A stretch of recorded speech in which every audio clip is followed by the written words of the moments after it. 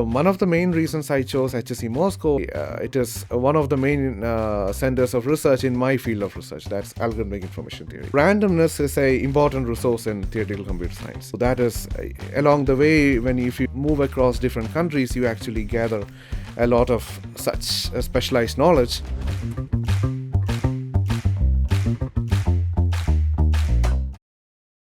Hello, this is ChatFCS, and today our guest is Subin Pulari, a researcher in the field of theoretical computer science. Hello, thank you for coming.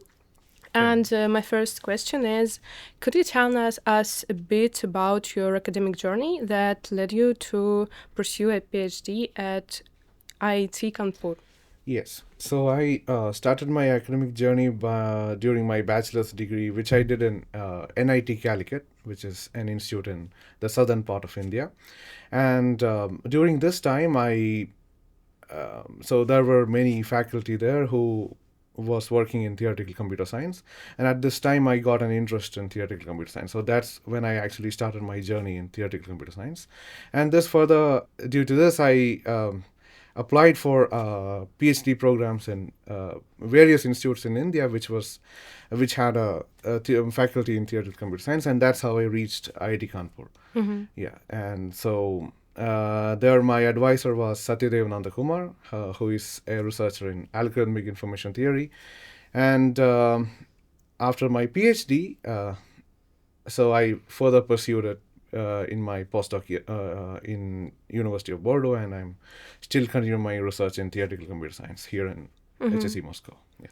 And what motivated you to continue your research path in theoretical computer science after PhD? So during my PhD, I had primarily looked at many fun questions in my field of research, that's algorithmic information theory. So when it comes to motivation, I think there were many interesting questions which I wanted to answer or explore, and I really think this could unravel interesting connections between computation and information. And so the primary motivation was these very interesting questions that were still remaining. So that's the primary reason I proceeded to continue my research in theoretical computer science. Mm-hmm. Yeah. And now, are there any researchers whose work particularly inspires your direction? So broadly, some researchers who had inspired me would be maybe Andrei Kolmogorov, who was a Russian mathematician, and who had introduced so it's not just Kolmogorov, the ideas developed from many parts of the world, but one of the main people who introduced the concept of Kolmogorov complexity, as it is known today, was Andrei Kolmogorov, and so that is one researcher whose works had inspired many of my works in the last few years. And I also work in particularly in a topic. One of my main topics of interest is effective dimension. And one of the main authors who actually was a pioneer who introduced the core ideas and proved many of the fundamental results regarding effective dimension was Jack Lutz from Iowa State University. So that would be another researcher whose work had a profound impact on my future research and even continues to this date. So Russia, the country of Kolmogorov, does this fact influence on your studies that you are here? Yes. So primarily when I applied for the post in HSE Moscow, so already in the laboratory of theoretical computer science in the HSE Department of Faculty of Computer Science here. So there are many researchers who are working on topics related to Kolmogorov complexity. So this has definitely motivated me to apply here for a faculty position. Yeah. And so your research path began at IIT Kanpur. Now you're continuing at HSE. Yeah. And how does the academic environment and research culture, the Faculty of Computer Science, compare and support your theoretical work? When it comes to the Faculty of Computer Science here, I really enjoy this research environment here in HSE Moscow. And when I compare it to the research environments in India or France, where I had previously worked, it's roughly similar, and here particularly I'm particularly encouraged by the strong emphasis on research that is placed by the Faculty of Computer Science, especially the focus on theoretical topics, and that's particularly inspiring. Yeah. So and I really feel that there's a lot of emphasis on theoretical topics here in Faculty of Computer Science at HSE Moscow. Yeah. And if we talk about going abroad, was it difficult for you to make this decision, and also did you face any challenges here?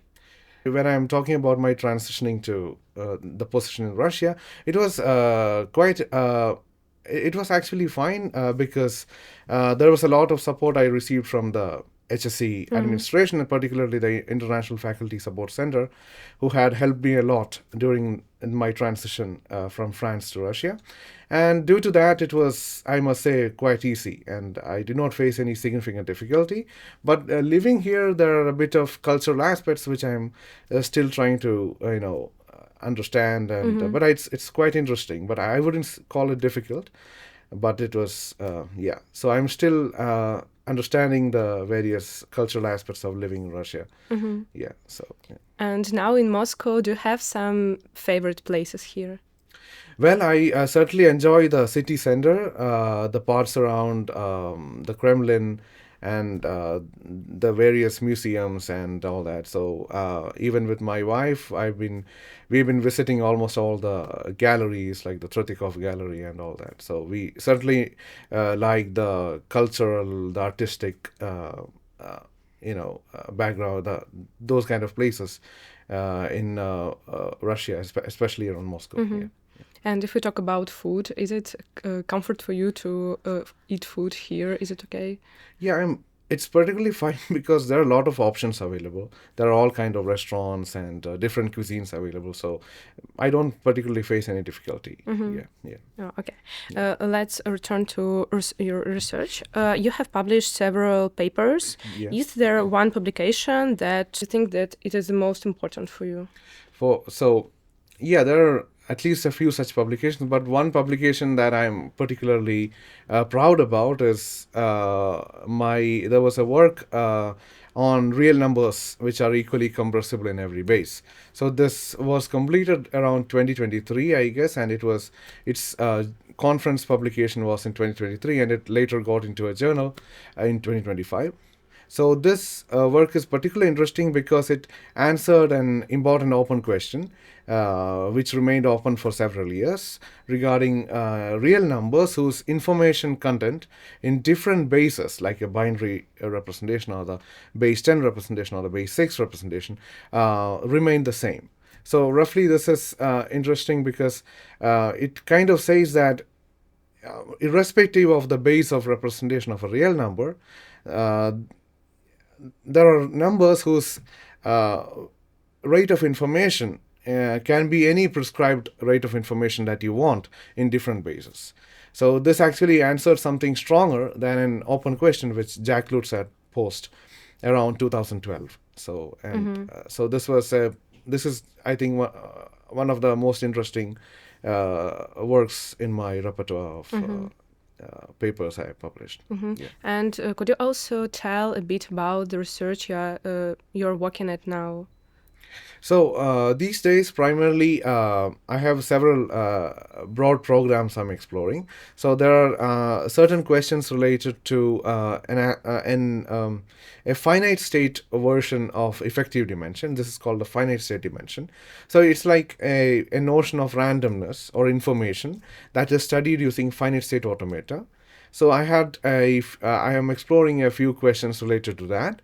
Then I'm also interested in exploring the relationships between effective dimension and questions in complexity and cryptography. And yeah, so this is another program that I'm pursuing. These days. And one more question, how do you see the relationship between such fundamental theoretical research that you have and more applied fields of computer science involving in the future? So when it comes to my fields of research, it is and one of the primary applications would be to understand the nature of randomness.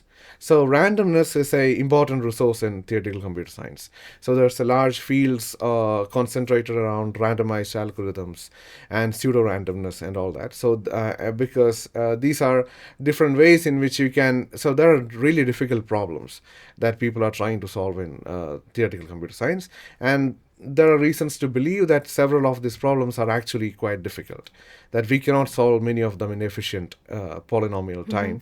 But then a way of overcome, there are several ways of addressing this. One of the ways is to look at randomized algorithms. So these are like algorithms that try to solve a problem which will give you the right answer with high probability.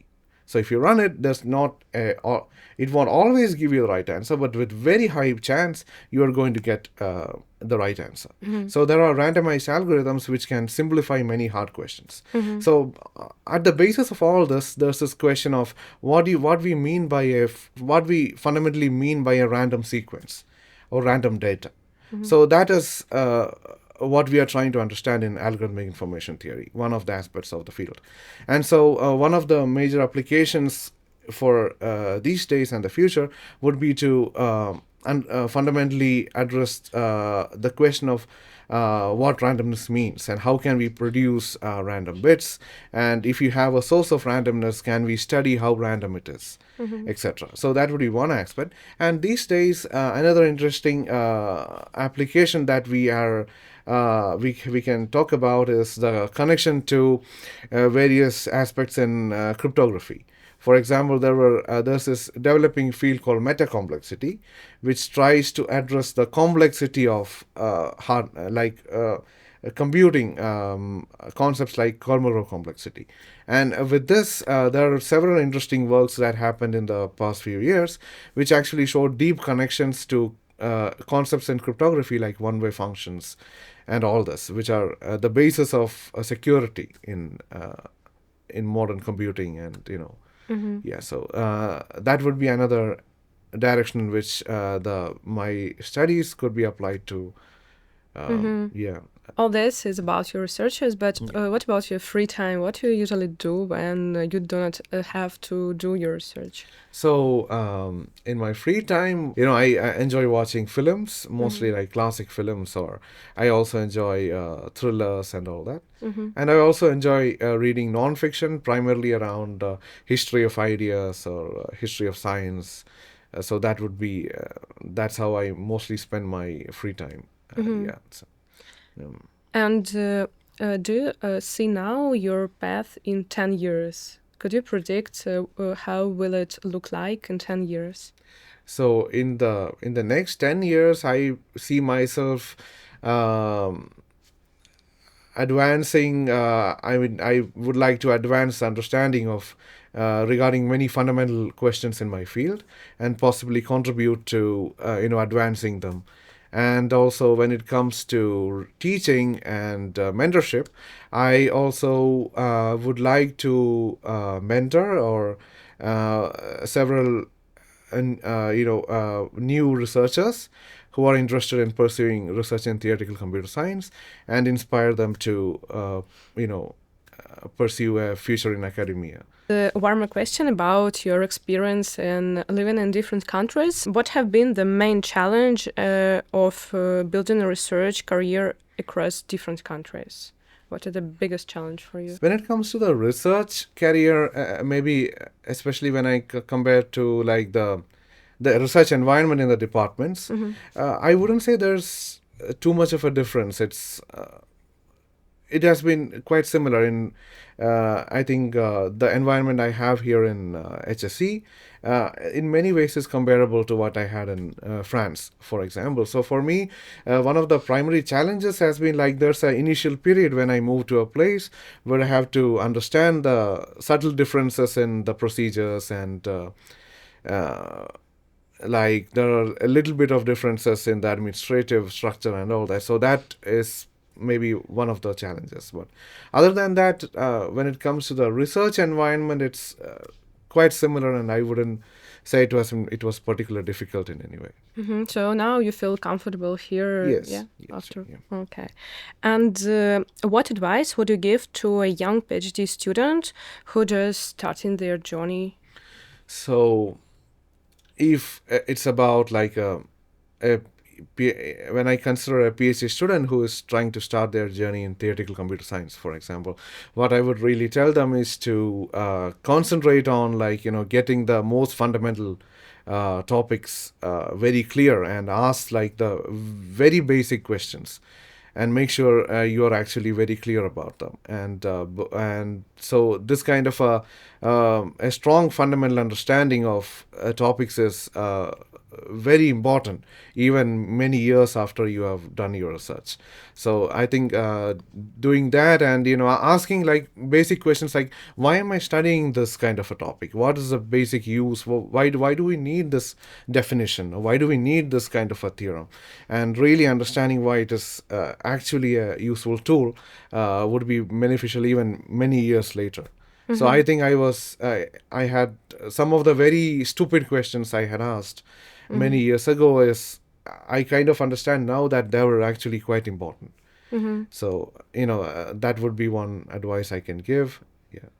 And if we talk about going abroad, if, for example, someone don't know to go abroad for his studies or not to go, what would you advise? I would ask them to, if they have a really good options available where they really feel that they can advance their understanding in a particular field, they should actually go and explore different countries and different universities and their culture. And I think along the way you actually gather different set of tools that could be useful for your future work, because in certain countries there are like a bit of specialization in certain topics. For example, in Russia, there's a lot of emphasis on. I can see that even in my department, there are a lot of theoreticians who are working in very specialized theoretical topics that wouldn't be seen in India, for example.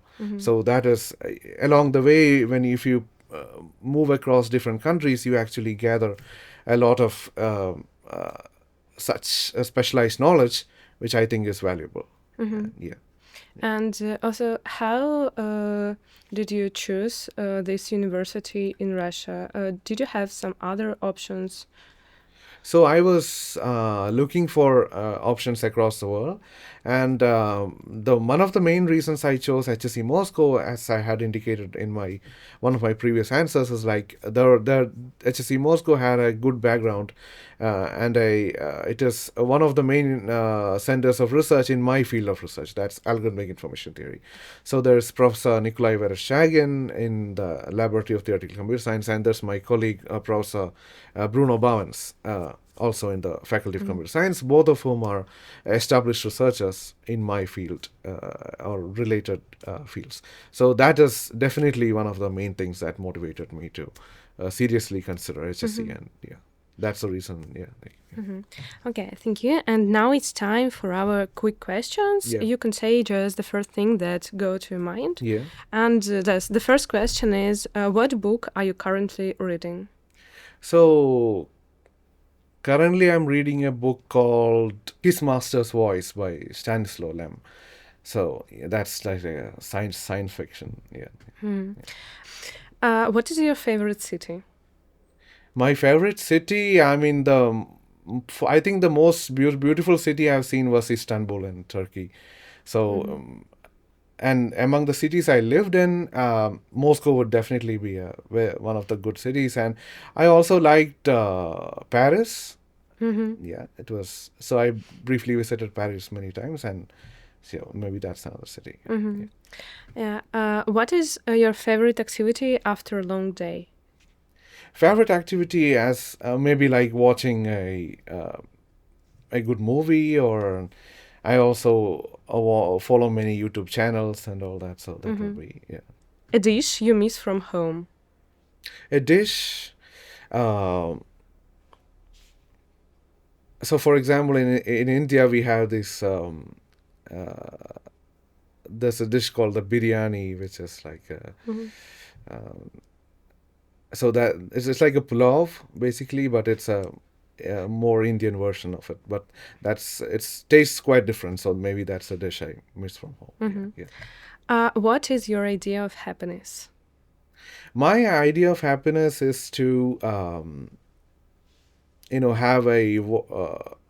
do something when it comes to your work, do something that is mentally fulfilling, and you feel worth it's worth that whatever you're doing is quite worth doing, and you also have a decent work-life balance where you can spend enough time with your family, and so that would be my And what is your ideal soundtrack for programming or thinking or doing your research? I basically don't like to listen to music when I'm working, uh, but when I'm taking breaks in between, I like to listen to maybe metal or rap sometimes. Yeah. And the last question is, what does the Faculty of Computer Science mean to you? For me, the Faculty of Computer Science is the most important aspect is the research environment that I get here and the different colleagues I get to interact to, and that's the most interesting part of it. Okay. Yeah. Thank you. That's all. Thank you for sharing your story Thank with you very us, much. Subin. Yeah.